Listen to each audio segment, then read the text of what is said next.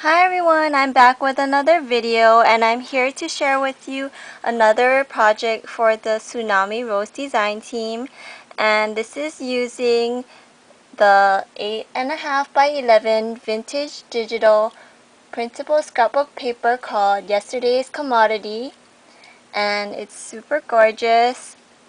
I used a lot of the paper, I layered it, and I cut a lot of the images out and distressed them with the vintage photo distress ink and also with my fingernail.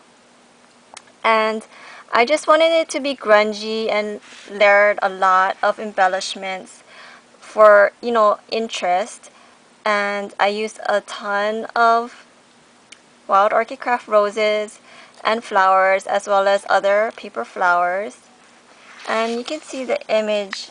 See, it has this really cool teapot, and a lot of the images I added the distress crackle paint in rock candy. So I just added a lot of the images. This is actually a penny farthing, and you can see I rolled up a lot of the images, the papers. This is a vintage dress, and then I put this Tim Holtz hanger clip and I gessoed it.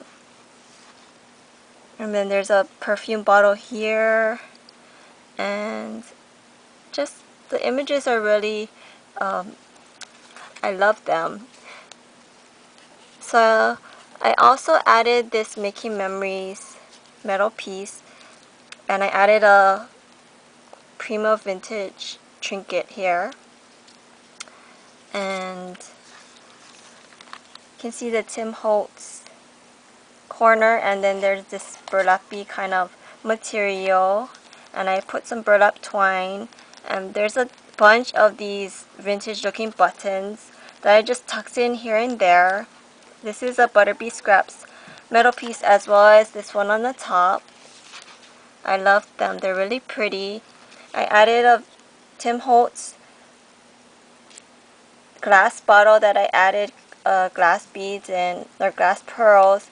And for the cork, I actually took it out and I put it here. This is one of the hinge pieces from Tim Holtz, and I just stuck it in because I wanted that metal feel. So I also added some Prima bling to add some dark color. And I also added some bits of the Wild Orchid Craft lace and the Guarpier lace, and this is actually a Tim Holtz memo pin, and I put some pearls on it and I adhered this trinket token on the top, so it's kind of like a stick pin. And this is another stick pin that I made, and